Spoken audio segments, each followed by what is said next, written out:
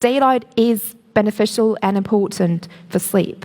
Throughout your body, in each and every single cell, there's a tiny molecular clock ticking inside it.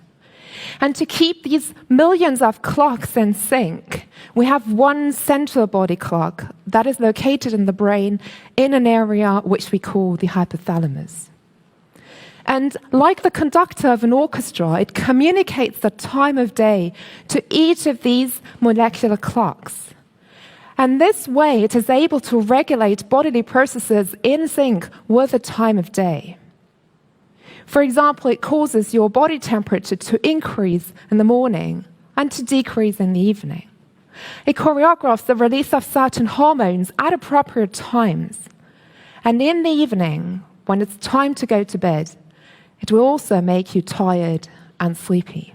It seems clear that the body clock cannot be blind or isolated or shut off from the environment, but rather it needs to receive information about the time of day from the environment for it to synchronize with sun time.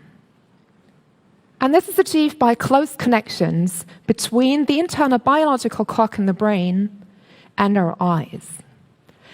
And now you may know that in the human retina, there are different types of receptors, photoreceptors, so receptors that sense light.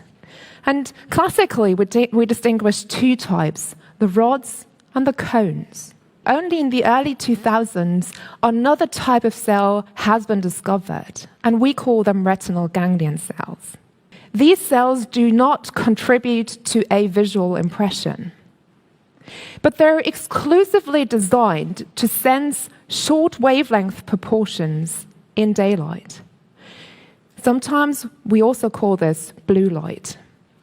So they're designed to extract important information about the time of day from the environment and pass this on to the internal biological clock in the brain. Now, how much light do we actually need? How much light is enough for the positive effects on, for instance, sleep to occur?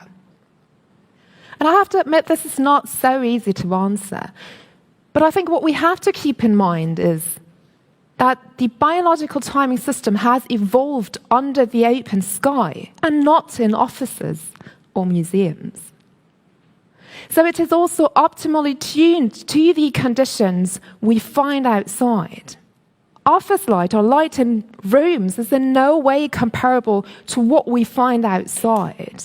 And therefore, from a scientific perspective, I can only recommend you to spend as much time as you can under the open sky, but try to make it at least 30 minutes per day.